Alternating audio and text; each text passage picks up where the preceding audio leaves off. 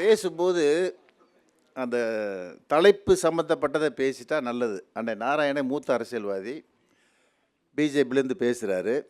பேசும்போது கூட்டணி வெற்றி கூட்டணி யாருக்குன்ற தலைப்பில் ஒரு கருத்தை கூட சொல்லலை. நம்ம தமிழ்நாட்டில் பெண்களுக்கு பாதுகாப்பு இல்லை, கொலை நடக்குது. பிஜேபி நீங்கள் சொல்கிறது எனக்கு வேடிக்கையாக இருக்குது. காஷ்மீரில் 8 வயது சிறுமியை ஒரு இந்து கோயிலில் 8 நாள் வச்சு கற்பழிச்சாங்க. கண்டுபிடிச்சிட்டான், ஜெயிலுக்கு போயிட்டான். ஜெயிலில் அவனுக்கு விடுதலை.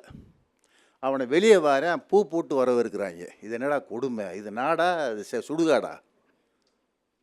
காஷ்மீரில் நடந்த கொடூரமான செயல். கருத்து கணிப்பு தந்தி டிவி நடத்துகிறீங்க, எல்லா டிவி நடத்துகிறீங்க, இப்போ வீக்லி நடத்துது, எல்லாம் நடத்துது. இந்தியா டுடே கருத்து கணிப்பில் திமுக கூட்டணிக்கு எவ்வளவு சொல்லுச்சு? எவ்வளோமா சொல்லுச்சு? 45% நினைக்கிறேன். 47% சொல்லுச்சு. நாங்கள் சொல்லலப்பா சத்தியமா. இந்தியா டுடே ஓட்டர்ஸ் கருத்து கணிப்பில் 47% திமுக கூட்டணிக்கு கிடைக்கும். அதிமுக ஏற்கனவே 47 இருக்குல்ல, புதுசா ஏன் சேர்க்குறீங்கன்னு கேட்குறாங்க. அக்கா சகோதரி, உங்களுக்கு சொல்கிறேன் நான், இதுலேயே நாங்கள் ஜெயிச்சிட்டோம் எங்கள் கூட்டணி. இப்போ மரியாதைக்குரிய அண்ணன் விஜயகாந்தனுடைய கட்சி தேமுதிக இன்றைக்கி வந்திருக்கு. அன்னை சொல்கிறாரு, பாலு மரியாதைக்குரிய வழக்கறிஞர் சொல்கிறாரு, 1% ஓட்டு வாங்காத கட்சியெலாம் நீங்கள் கூட்டணி வச்சுக்கிட்டு எப்படி ஜெயிப்பீங்க?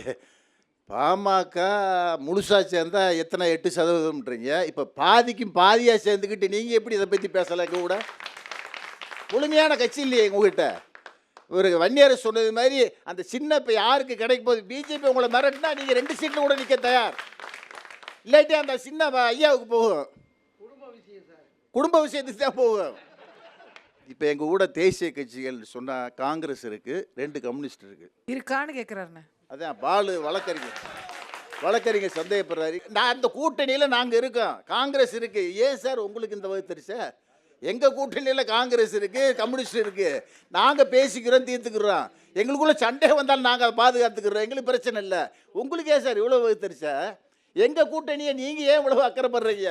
அரசியல் லாபம் வரணுன்றதுக்காக எங்கள் தலைவர் கூட்டணியை கூட்டலை. மதவாத சக்தி தமிழ்நாட்டில் தலை தூக்கக்கூடாது என்ற ஒரே நோக்கத்தோடு வெற்றி கூட்டணி அமைத்திருக்கிறார். வரக்கூடிய தேர்தல் திமுக கூட்டணி தான் 100% வெற்றியை பெற்று ஆட்சி அமைக்கும். தளபதி ஸ்டாலின் தான் முதலமைச்சராக வருவார்கள். அருமை சகோதரர் பாவுவேல் கொஞ்சம் ஆவேசமாக பேசினார். ஆமாம், பொதுவான அறிக்கை வேணும் ஒரு கூட்டணின்னு சொன்னார். முத்தமிழறிஞர் கலைஞர் பிஜேபியோட கூட்டணி வச்சுட்டு ஒரு பொது அஜெண்டா ஒன்று ரெடி படுத்தினார். ராமர் கோயில் கட்டக்கூடாது, காஷ்மீரில் 370 அந்தஸ்தை நீக்கக்கூடாது, பொது சிவில் சட்டத்தை கொண்டு வரக்கூடாது. இப்போ என்ன வேளாண்மை பாதுகாப்பு மண்டலம் நாங்கள் கொண்டு வந்தது. நான் கேட்குறேன் பாவு முருகவேலுக்கு, கடைசி விவசாயி படம் பார்த்துருப்பேன்னு நினைக்கிறேன். அவர் போய் ஒரு வெள்ளரிக்காய் விதையோ இல்லை தக்காளி விதையோ இது கத்திரிக்காய் விதையோ வாங்குவார். சரியா அதை போட்டால் முளைக்குமே, இந்த விதையை எடுத்து நான் மீண்டும் விதைச்சி எடுத்துக்கலாமான்ட்டு கேட்பார். கடைக்காரன் சொல்லுவேன், ஐயா இது காய் மட்டும்தான் காய்க்கும், மீண்டும் வேலை நீ விதையை எடுத்து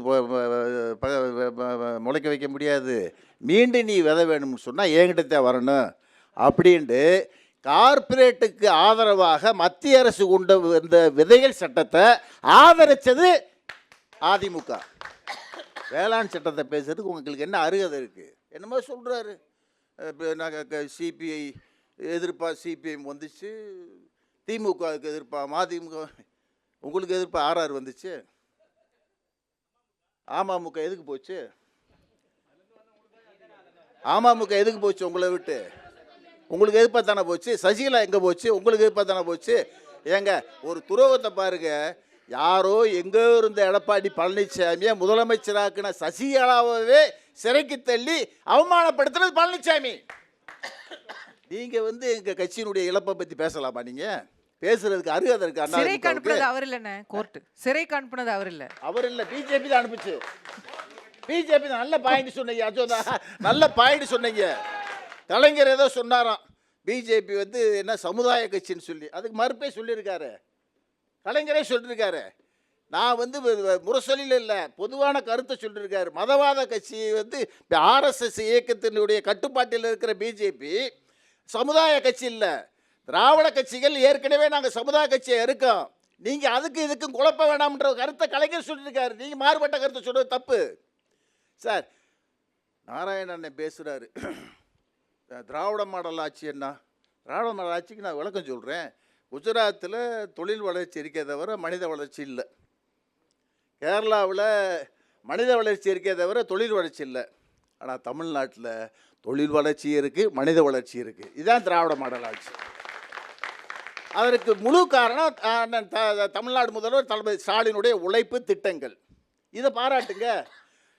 மத்திய அரசு இன்றைக்கி கல்வி திட்டத்தில் தமிழ்நாட்டுக்கு கொடுக்க வேண்டிய நிதி எவ்வளோ தெரியுமா?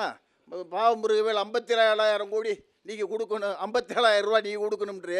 நான் சொல்கிறேன், உங்கள் கூட்டணியில் இருக்கிற பிஜேபிகிட்ட சொல்லி தமிழ்நாட்டுக்கு கொடுக்க வேண்டிய காசை கொடுங்க.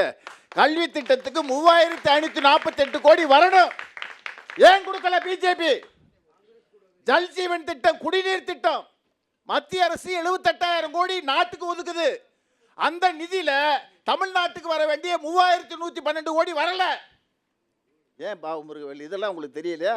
பிஜேபி பக்கத்தில் சொல்ல வேண்டியதானே? உள்ளாட்சி அமைப்புக்கு வழங்க வேண்டிய நிதி 2,246 கோடி வரல. நான் கேட்குறேன், அண்ணன் பழனிசாமி பேசும்போது சொன்னார், மெகா கூட்டணி வரப்போகுது. அமமுகவும் பிஎம்கேவில் பாதியமாக வந்து மெகா கூட்டணி. எது மெகா கூட்டணி? இது வரைக்கும் வந்துச்சா?